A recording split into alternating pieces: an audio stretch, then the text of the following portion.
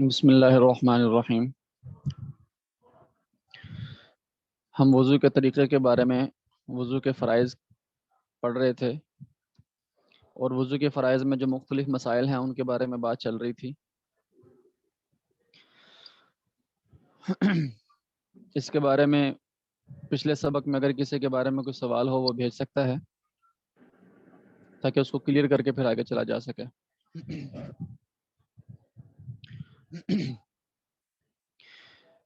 یہاں پر مسئلہ صفحہ نمبر 38 پہ ہے، جہاں سبق کل ختم کیا تھا وہاں سے ہم شروع کرتے ہیں۔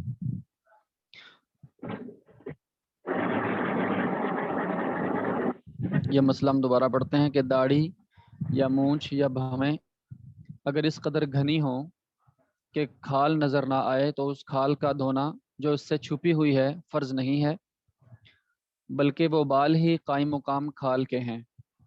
قائم مقام یعنی اب یہاں پر کھال کا دھونا فرض نہیں رہا کیونکہ وہ کھال چھپ چکی ہے، تو جو چیز اوپر آ چکی ہے بس اسی کا دھونا فرض ہے، ان پر سے پانی بہا دینا کافی ہے۔ اس صورت میں ان تمام بالوں کا دھونا فرض ہے جو چہرے کی حد کے اندر ہیں، یعنی جو چہرے کی حد کہلاتی ہے اس کے حد کے اندر جو بال ہیں، چاہے وہ بھووں کے ہوں چاہے وہ مونچھوں کے ہوں۔ مثلا مرد ہوتے ہیں ان کی مونچھیں بھی ہیں داڑھی بھی ہیں، ان کا دھونا فرض ہے۔ خواتین کی بھویں بھی ہوتی ہیں، تو جتنے بال چہرے کی حد کے اندر اندر ہیں ان سب کا دھونا فرض ہے۔ داڑھی کے وہ بال جو چہرے کی حد سے آگے بڑھ گئے ہیں ان کا دھونا فرض نہیں ہے، یعنی اگر کسی کی داڑھی کافی پھیلی ہوئی ہے تو جو چہرے کی حد کے اندر اندر داڑھی ہے اس کا دھونا تو فرض ہے، ان بالوں کا دھونا تو فرض ہے، لیکن جو بال چہرے کی حد سے باہر بڑھے ہوئے ہیں سینے کی طرف بڑھے ہوئے ہیں ان کا دھونا فرض نہیں ہے۔ مسئلہ، اگر آنکھ یا منہ زور سے بند کیا اور پلک یا ہونٹ پر کچھ سوکھا رہ گیا یا آنکھ کے اس گوشہ میں جو ناک کے ساتھ ملا ہے پانی نہیں پہنچا تو وضو نہیں ہوا۔ جی یہ بھی اس کا بھی خیال کرنا چاہیے کہ آنکھیں اتنی زور سے بند نہیں کرنی چاہیے پانی ڈالتے وقت کہ ان میں جو تہ بن جاتی ہے، آنکھوں کی جو پلکیں ہوتی ہیں ان میں تہ بن جاتی ہے، یہ نہ ہو کہ وہ وہاں پر پانی نہ پہنچے، بلکہ نارمل حالت میں جس طرح انسان آنکھ بند کرتا ہے اس طرح کر کے اور اچھی طرح ہاتھ پھیر لینا چاہیے۔ مسئلہ، مرد کی انگوٹھی وغیرہ یا عورت کی انگوٹھی، چھلے، چوڑی، کنگن، دستی گھڑی وغیرہ ایسے تنگ ہوں کہ بغیر ہلائے پانی نہ پہنچنے کا گمان ہو تو ان کو ہلا کر اچھی طرح پانی پہنچا دینا ضروری ہے۔ یہ چیز یعنی کہ اگر کوئی کسی نے لیدر کی گھڑی مثلا پہنی ہوئی ہے اور وہ جسم کے ساتھ چپکی ہوئی ہے یا انگوٹھی ہے، اس کو اچھی طرح ہلا دینا چاہیے، اچھی طرح پانی پہنچا دینا ضروری اور واجب ہے۔ نتھ اور لونگ کا بھی یہی حکم ہے، یعنی ناک کے اندر جو بندی ناک میں ڈالتی ہیں زیور خواتین، اور لونگ بھی اسی کو کہتے ہیں چونکہ وہ لونگ کے مشابہ ہوتی ہے، جس کو کلوب کہتے ہیں غالباً، وہ اس کے مشابہ ہوتی ہے اس لیے اس کو لونگ کہہ دیتے ہیں۔ اس کا بھی یہی حکم ہے، یعنی اس کو بھی اچھی طرح ہلا دینا چاہیے۔ اگر سوراخ تنگ ہو کہ ہلائے اور پھیلائے بغیر پانی نہ پہنچے گا تو منہ دھوتے وقت گھما کر اور ہلا کر پانی اندر پہنچانا واجب ہے۔ جی ناک کے اندر جو سوراخ کر لیا تو اس کے اندر تک بھی پانی پہنچانا واجب ہے، اس کو اچھی طرح ہلا لینا چاہیے۔ مسئلہ، اگر کسی کے ناخن میں آٹا لگ کر سوکھ گیا اور اس کے نیچے پانی نہیں پہنچا تو وضو نہیں ہوا۔ جب یاد آئے اور آٹا دیکھے تو چھڑا کر اس جگہ پانی ڈال لے، اور اگر چھڑانے اور پانی ڈالنے سے پہلے کوئی نماز پڑھ لی ہو تو اس کو لوٹائے اور پھر سے پڑھے۔ جی یہ بھی اس کا بھی خیال رہے، صرف آٹے کے ساتھ ہی خاص نہیں بلکہ کوئی بھی ایسی چیز کہ جس سے پانی سرایت نہیں کرتا، پانی نیچے نہیں جاتا ناخنوں تک، جیسے ایک دو مسائل آگے بھی آ رہے ہیں، تو اسے جب تک وہ ہٹائیں گے نہیں اتاریں گے نہیں اس وقت تک وضو نہیں ہوگا۔ مسئلہ، لچکے کی تاروں کو باریک کتر لیں تو اس کو افشاں کہتے ہیں۔ یہ چمکیلی تاریں ہوتی ہیں، ان کو باریک باریک کتر کر، پہلے زمانے میں تو بہت زیادہ اس کا استعمال تھا، یعنی چہرے کے اوپر خواتین لگاتی تھیں، تو وہ بچیاں خاص طور پر ان کے پہلے ماتھے کے اوپر کچھ گوند نما ایک تہ لگا لیتے تھے اور اس کے اوپر یہ پارا سا چھڑک دیتے تھے چمکیلا، وہ اس کے ساتھ چپک جاتا تھا ماتھے کے ساتھ یا گالوں پر اس طرح لگا لیتے تھے۔ تو یہ جو چیز افشاں ہوتی ہے، یہ چمکیلی جو چیز ہوتی ہے، یہ پانی کو سرایت نہیں ہونے دیتی، गो ये बहुत ही छोटी छोटी हों लेकिन इसके बावजूद पानी को जिस्म तक नहीं पहुंचने देती, ये वाटर प्रूफ गोया की होती हैं। इसलिए अगर ये लगी हो किसी के माथे पर, अगर वो चुनी हो यानी लगाई गई हो और वो ऊपर ऊपर से पानी बहा ले कि अफशा ना छूटने पाए, तो वुजू नहीं होता। माथे का सब गोंद छुड़ाकर मुंह धोना चाहिए। जी, अगर ये गोंद लगाकर लगाई गई है तो गोंद हटाकर फिर पानी पहुंचेगा तो वो वुजू होगा, वगरना वुजू नहीं होगा। नाखूनों पर नेल पॉलिश लगी हो तो वुजू के लिए उसको छुड़ाना जरूरी है, बगैर छुड़ाए वुजू नहीं होता। ये इस चीज का भी ख्याल रहे। नेल पॉलिश से मेहंदी हो उसका मसला नहीं है, वो आगे भी आएगा कि मेहंदी जो होती है उससे वुजू हो जाता है। ये नेल पॉलिश जो है, नाखून की जो पॉलिश होती है, वो कोई भी हो उससे वुजू नहीं होता। मसला धोने के आज़ा पर पेंट, रंग का रोगन लग जाए या एल्फी सोकर सख्त हो जाने वाला गोंद वगैरह लग जाए तो उसको छुड़ाए बगैर वुजू नहीं होता।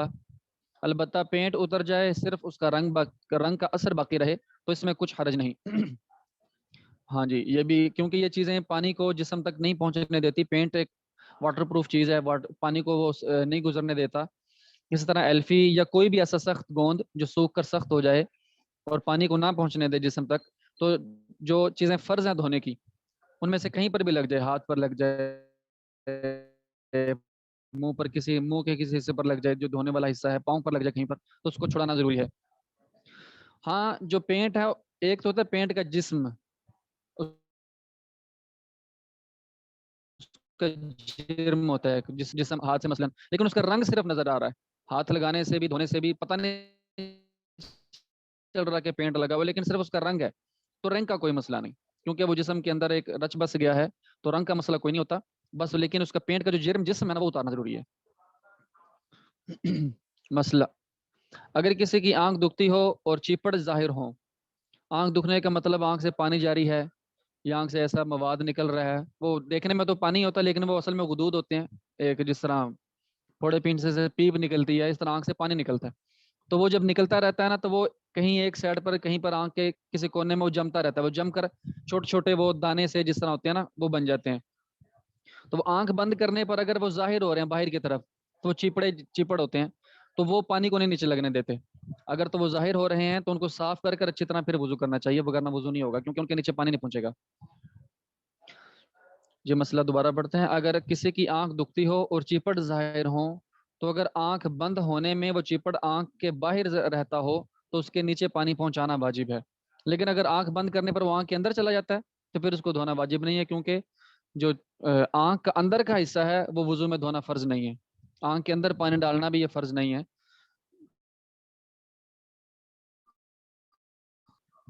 मसला किसी ने सर पर विग लगा रखी हो, नकली बाल जो होते हैं, और उस पर मसा किया तो मसा नहीं हुआ। इसी तरह अगर मसनूई झिल्ली पर इंसानी बाल पे वस करवाए, यानी ओरिजिनल बाल, किसी के इंसानी बाल भी हों लेकिन वो किसी झिल्ली पर, पहले सर के ऊपर एक झिल्ली है और उसके ऊपर बाल लगवाए हुए हैं, इंसानी बाल गो वो ओरिजिनल असली ही हों, फिर भी अगर उस पर मसा किया हो तो ये मसा भी दुरुस्त नहीं है, क्योंकि वो आपके अपने बाल नहीं है, वो तो किसी और के बालों पर आप मसा कर रहे हैं। हाँ, अगर किसी और के बाल आपने अपने जिस्म के अंदर लगवा लिए हैं, वो फिर आपका वो जिस्म का हिस्सा बन गए हैं, उनका मसला आगे आएगा भी। वो उनके ऊपर अगर मसा किया, जिस तरह बंदे बाल लगवाते हैं अपने सरों में, तो उससे मसा हो जाएगा। सर पर मेहंदी लगा रखी हो और बाल उसके लेप में छुपे हुए हों, तो मेहंदी के ऊपर से मसा करने से सर का मसा नहीं होता, क्योंकि वो मेहंदी के ऊपर मसा किया, सर के ऊपर तो किया नहीं। इसी तरह हेयर कलर अगर ऐसा है जिसमें बाल बिल्कुल छुपे हुए हैं, कोई भी लगा रखा है, तो उसके ऊपर मसा कर लिया, वो भी मसा नहीं होगा। हाँ, मेहंदी धुल गई, उसका रंग खाली लगा हुआ बालों को, उसके ऊपर मसा कर। मसला किसी के नाखून बड़े हुए हों और उंगलियों के सिरे उनके नीचे छुप जाएं, तो उनके नीचे पानी पहुंचाना फर्ज है। आंखें मतलब नाखून बड़े बड़े हैं, और बाज़ दफा यूं होता है कि नाखून बड़े होने के साथ आगे से गोल भी हो जाते हैं, जो उंगली का जिस्म का हिस्सा ना उसके नीचे आ जाता है। तो अगर इतने बड़े हुए हैं कि जिस्म का हिस्सा उनके नीचे है, तो उनको धोना जरूरी है, पानी पहुंचाना फर्ज है, इसका ख्याल रखना चाहिए। जी, आंखों में लेंस लगा रखे हों तो कोई मसला नहीं है, वजू में वो रुकावट नहीं बनते। मैंने जैसा कि बताया कि आंखों का अंदर का जो कुछ भी लेंस हैं, कुछ उसके लगाने से कोई फर्क नहीं पड़ेगा, वजू हो जाएगा।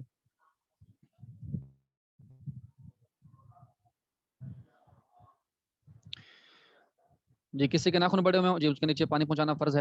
وضو کرتے وقت ایڑی پر یا کسی اور جگہ پانی نہیں پہنچا, وضو کر لیا تھا, وضو کرنے کے بعد دیکھا یار مثلاً کوہنی ہے وہ خشک رہ گئی, بعد میں دیکھا کسی نے بتایا بھی یہ تو خشک رہ گئی آپ کی کوہنی, یا ایڑی خشک رہ گئی. وضو کرتے وقت ایڑی پر یا کسی اور جگہ پانی نہیں پہنچا اور جب پورا وضو ہو چکا تب معلوم ہوا کہ فلان جگہ سوکھی ہے, تو وہاں فقط ہاتھ پھیر لینا کافی نہیں بلکہ پانی بہانا چاہیے. پانی بہانا چاہیے کیونکہ ہمارے ہاں احناف کے ہاں اسالہ یعنی پانی کا بہہ جانا یہ ضروری ہے. غسل کہتے ہیں یعنی دھونے کو دھونا کہتے ہیں اسالہ, تو پانی بہانا ضروری ہے. وہاں صرف ہاتھ پھیر لینے سے پانی بہنا والا جو حکم ہے نا دھونے کا, جو دھونے والی بات وہ نہیں اس میں آئے گی, اس لیے پانی صرف پھیرنا ضروری. جی جی وہ کلر اگر دھونے کے بعد اگر ہیئر کلر لگا رکھا تھا اس کا جرم اتر گیا, یعنی جو اس کے جو مواد ہوتا ہے ہیئر کلر کا اپنا وہ اگر اتر گیا تو خالی رنگ اگر بالوں کو لگا ہوا تو اس سے وضو ہو جائے گا, اس میں کوئی مسح ہو جائے گا, اس میں کوئی پرابلم نہیں ہے.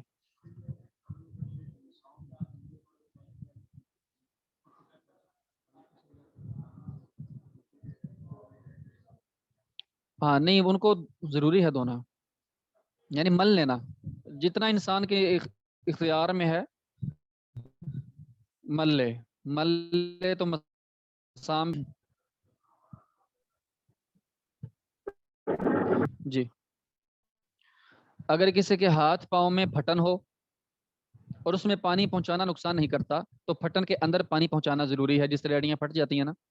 اور اگر دھونا نقصان کرتا ہو تو پھٹن کے اندر پانی پہنچانے کا فرض ساقط ہو جاتا ہے, پھر اندر پانی نہ بھی پہنچائیں تو بچت ہے. خیر اگر پاؤں کی پھٹن میں موم, روغن یا کوئی اور دوا بھر لی جس طرح ویزلین بھر لیتے ہیں, تو اگر دوا نکالنے سے ضرر اور نقصان نہ ہوتا ہو, ضرر بھی نقصان کو کہتے ہیں یعنی تکلیف نہیں ہوتی, تو اس کو نکال کر پھٹن کے اندر پانی پہنچانا ضروری ہے.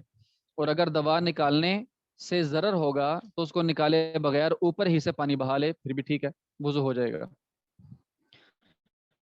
بعض دفعہ یوں ہوتا ہے کہ ایک دفعہ بلکہ ہوا بھی کہ وہ ایڑی کے اندر پھٹن ہے, انہوں نے ویزلین بھر رکھی ہے, تو ویزلین جیسے وہ نکالتے تو اندر سے خون نکلنا شروع ہو جاتا تھا, اس لیے ان کو اجازت دی کہ بھئی آپ ویزلین لگی رہنے دیں اور اس کے اوپر سے وضو کر لیں.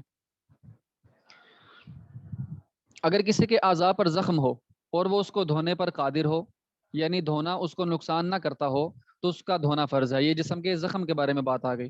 سب سے پہلا حکم تو دھونے کا ہے, اگر دھونے سے نقصان نہیں تو دھوئیں, اور اگر اس کو دھونا نقصان کرے تو دھونے کا فرض اس سے ساقط ہو جائے گا, بس اس کے اوپر پانی بہا لے,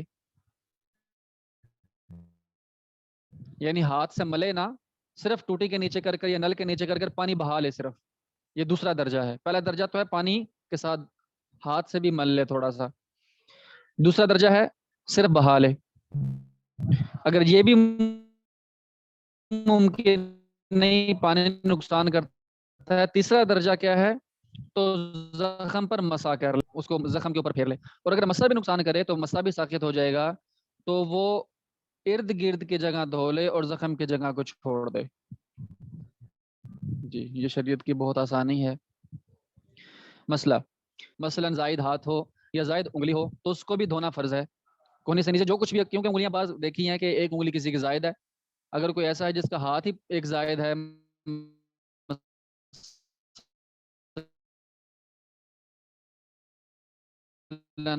ممکن ہے, تو کوہنی سے نیچے جو کسی کا ہاتھ کوہنی کے پاس سے کٹ گیا ساری, تو کوہنی کا دھونا اس سے ساقط ہو گیا. اور اگر کوہنی کا کوہنی یا اس کا کچھ حصہ باقی ہو تو اس کا دھونا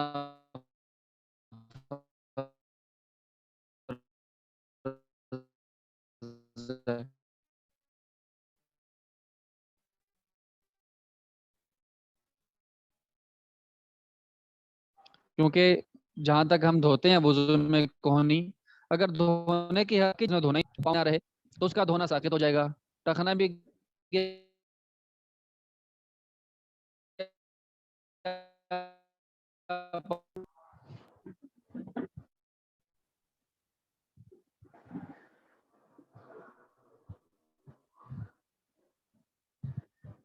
جی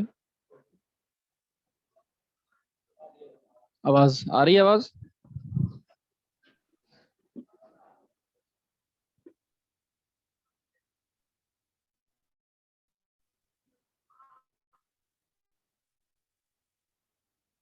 हेलो, आवाज आ रही है मेरी?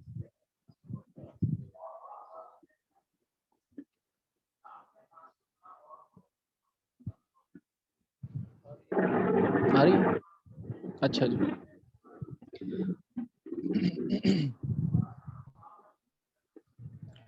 वुजू में 13 सुन्नतें हैं।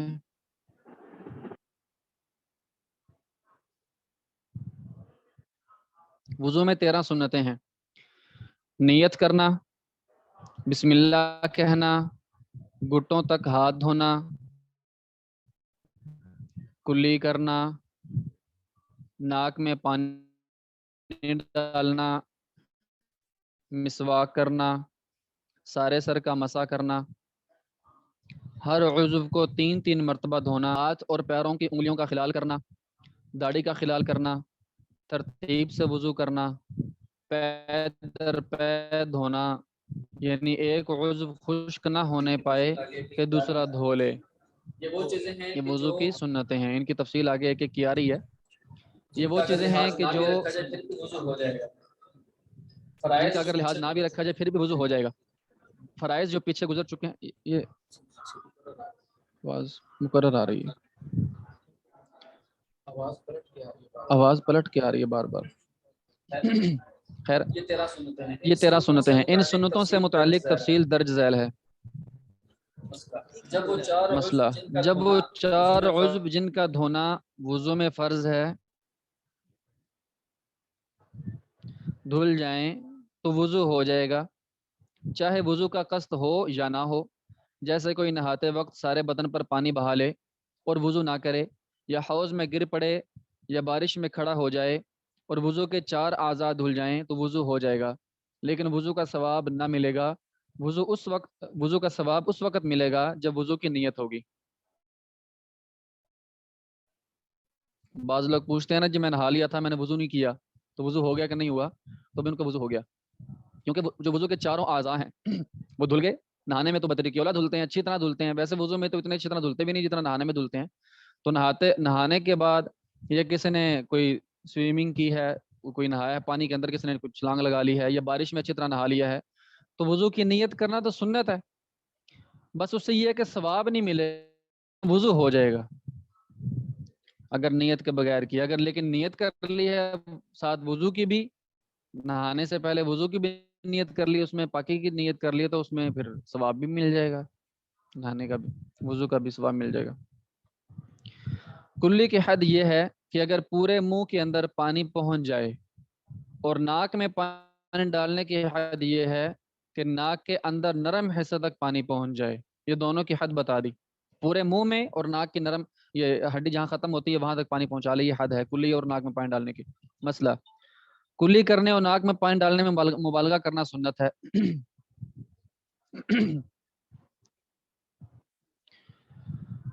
यानी अच्छी तरह कुल्ली करना और अच्छी तरह नाक में पानी डालना, ये सुन्नत है।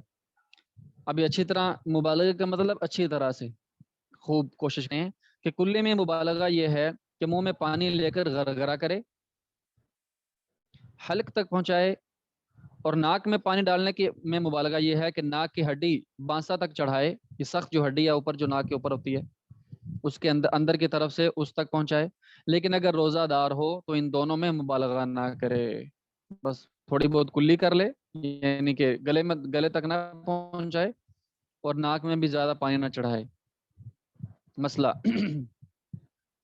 दाढ़ी में खिलाल का मसनून तरीका यह है कि दाएं हाथ से चुल्लू में पानी लेकर ठोड़ी के नीचे के बालों की जड़ों में इस तरह डाले कि उस वक्त हाथ की, ताकि चुल्लू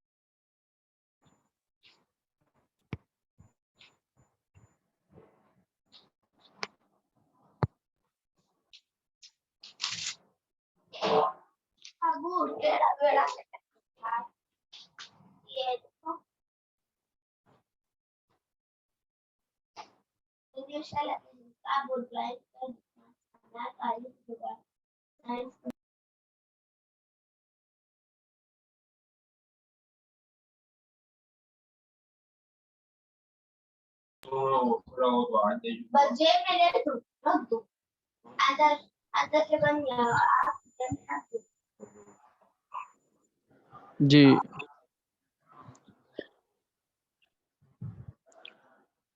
داڑھی کے خلال کی بات چل رہی ہے پانی پہنچانا ہے پہلے تو اس کے بعد اس کا پھر خلال کرنا ہے. پانی پہنچانے کا طریقہ کہ پہلے چلو میں پانی لے کر اس کو داڑھی کے نیچے کی طرف ڈال دیں. ڈالنے کے بعد جس طرح ہاتھ ہے ایسے ہی اس کو داڑھی میں ڈال کر آگے کی طرف کو کھینچیں, یعنی نیچے سے ڈالیں ہاتھ اور آگے کی طرف کھینچیں. ایک طریقہ تو یہ ہے. اور دوسرا طریقہ یہ ہے کہ ہاتھ کو الٹا کر لیں, یعنی جو ہاتھ کا پچھلا حصہ ہے وہ اوپر ہو جائے اور جو جہاں پانی تھا ہتھیلی والا جو حصہ تھا وہ نیچے کی طرف ہو جائے, اور پھر داڑھی کے اندر نیچے سے اوپر کی طرف گھمائیں. دو طریقے ہیں, یہ دونوں طریقے آگے بتا رہے ہیں کہ جانب ڈال کر اوپر کو خلال کرے, جس کی دو صورتیں ہیں. ہتھیلی کی پشت گردن کی طرف رہے اور ہتھیلی باہر کی جانب یعنی چھاتی کی طرف رہے. یہ طریقہ پہلا ہے. دوسرا طریقہ ہتھیلی گردن کی طرف ہو اور ہتھیلی کی پشت باہر کی طرف ہو. یہ دونوں طریقے ہیں خلال کے کیے جا سکتے ہیں. مسئلہ سر کے مسح کے دو طریقے ہیں جو حدیث سے معلوم ہوتے ہیں. نمبر 1, دونوں ہاتھ اور انگلیاں اپنے سر کے اگلے حصے پر رکھ کر پچھلے حصے کی طرف اس طرح لے جائیں کہ سارے سر پر ہاتھ پھر جائے.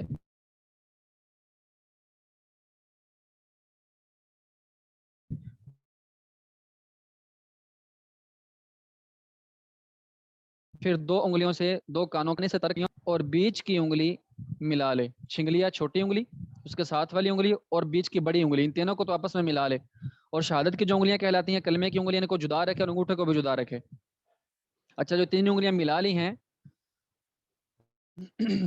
ملا کر سر کے آگے کے حصہ پر رکھے اور سر کے درمیانی حصے میں آگے کی طرف سے پیچھے یعنی گدے کی طرف کھینچے. سر کا صرف درمیانی جو حصہ ہے نا, صرف انگلیاں ٹچ ہوں سر کے اوپر, انگلیاں صرف ٹچ ہوں اور پیشانی کی طرف سے شروع کیا جائے اور پیچھے کی طرف لے جائیں. اور پھر کیا کرنا ہے, اس وقت دونوں انگوٹھوں اور دونوں انگشت شہادت یعنی سر سے الگ اٹھا کر رکھنا ہے. جب یہاں سے آگے سے پیچھے جانا ہے, انگلی بھی اٹھی ہوئی ہے, انگوٹھا بھی اٹھا ہوا ہے اور ہتھیلیاں بھی اٹھی ہوئی ہیں. یہ تینوں چیزیں سر سے جدا ہیں, صرف انگلیاں سر کو ٹچ کر رہی ہیں. اس کے بعد دونوں ہتھیلیوں کو گدی کی طرف سے وسط سر کے دونوں جانب یعنی دونوں سائڈوں پر رکھے اور گدی سے آگے کی طرف کو کھینچے.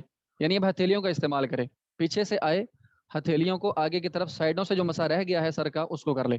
یعنی پہلے آگے سے پیچھے کی طرف لے جانا انگلیاں اور پھر پیچھے سے آگے کی طرف ہتھیلیاں سائڈوں سے لے کر آنی ہے. اس طرح سر کا مسا ہو جائے گا. لیکن اس میں انگشت شہادت جو ہے, شہادت کی انگلی اور انگوٹھا یہ استعمال نہیں ہوا. ان کو آپ یہ آگے جو ہے نا ان کا کیا کرنا ہے آگے بتا رہے ہیں. پھر کانوں کا مسا کرے, کانوں کے اندر کا مسا دونوں انگشت شہادت کے سروں کے اندر کی طرف سے کرے اور کانوں کے باہر کا مسا دونوں انگوٹھوں کے اندر کی طرف سے کرے, انگلی سے کر لے. مسئلہ انگلیوں کے بیچ میں پانی داخل ہو بھی جائے تب بھی دونوں ہاتھوں اور دونوں پاؤں کی انگلیوں میں خلال کرنا سنت ہے. یہ بھی یہ اس خیال سے کہ یار اتنا زیادہ پانی آ رہا ہے تو پہنچ گیا ہوگا, اب خلال کی کیا ضرورت ہے, تو ضرورت ہو یا نہ ہو سنت کے طور پر اچھی طرح خلال کرنا چاہیے. دونوں ہاتھوں کی انگلیوں میں خلال کے دو طریقے ہیں. کیا کرتے ہیں یہ, یعنی دونوں ہاتھوں کی جو ہتھیلیاں ہیں وہ آپس میں مل جاتی ہیں, سیدھا ایک ہاتھ کو دوسرے ہاتھ میں ڈال لیے. یہ بھی تو ایک طریقہ ہے. دوسرا طریقہ, ایک ہاتھ کی ہتھیلی دوسرے ہاتھ کی پشت پر رکھے, یعنی ہاتھ کے اوپر دوسرا ہاتھ الٹا کر کے رکھے اور اوپر کے ہاتھ کی انگلیاں نیچے کے ہاتھ کی انگلیوں میں ڈال کر کھینچے, یعنی یہ اس طرح کر کے پیچھے کی طرف کھینچے. پھر دوسرے ہاتھ کے ساتھ بھی ایسا ہی کرے. ایک ہاتھ کر لیا پھر دوسرا ہاتھ یوں کر لیا. اچھا, پاؤں کی انگلیوں کا خلال اس بائیں ہاتھ کی چھنگلی یا چھوٹی انگلی کے ذریعے پاؤں کی انگلیوں میں نیچے سے اوپر کو خلال کرے. نیچے سے اوپر کو یعنی اوپر سے صرف نہیں ڈالے نا, یوں کر کے. بہتر طریقہ, پہلا طریقہ یہ بتایا جا رہا ہے کہ نیچے سے, نیچے کی طرف سے یوں, یہ نیچے کی طرف سے ہے. ٹھیک ہے, چھوٹی انگلی کو فولڈ کر کے تھوڑا سا گول کر کے جس طرح ہوتا ہے, نیچے کی طرف سے جو ہے نا آپ اس کو یوں کریں. نیچے سے اوپر کی کو خلال کرے اور دائیں پاؤں کی چھنگلی یعنی چھوٹی انگلی سے شروع کرے, بائیں پاؤں کی چھنگلی پر ختم کرے. مسئلہ, اگر کوئی الٹا وضو کر لے, پہلے پاؤں دھو ڈالے, پھر مسح کرے, پھر دونوں ہاتھ دھوئے, پھر منہ دھو ڈالے, یا اور کسی طرح الٹ پلٹ کر وضو کرے, تب بھی وضو ہو جاتا ہے, لیکن سنت کے موافق نہیں ہوتا. الٹا وضو کیا, جیسے مرضی بے ترتیب وضو کیا, ہو جائے گا, لیکن سنت کا ثواب اس میں, جو ترتیب والی سنت ہے اس کا ثواب نہیں ملے گا اس کو. مسئلہ, ایک عضو کو دھو کر دوسرے عضو کو دھونے میں اتنی دیر نہ لگائے کہ پہلا عضو سوکھ جائے, بلکہ اس کے سوکھنے سے پہلے دوسرا عضو دھو ڈالے. اگر پہلا عضو سوکھ گیا تب دوسرا عضو دھویا تو وضو تو ہو جائے گا, لیکن یہ بات سنت کے خلاف ہے. البتہ اگر گرمی ہو یا ہوا کی تیزی کی وجہ سے دوسرا عضو عام رفتار سے دھونے سے پہلا عضو سوکھ جائے تو سنت کے مخالف نہ ہوگا. یعنی اس نے تو پوری کوشش کی تھی, لیکن وہاں کی آب و ہوا ایسی ہے کہ ابھی ایک بازو دھویا تھا, ابھی دوسرا بازو دھونا ہے, لیکن پہلا بازو خشک ہو گیا, تو اس کو سنت کا ثواب بہرحال مل جائے گا. آگے انشاءاللہ کل وضو کے مستحبات سے شروع کریں گے. سوال آیا ہے.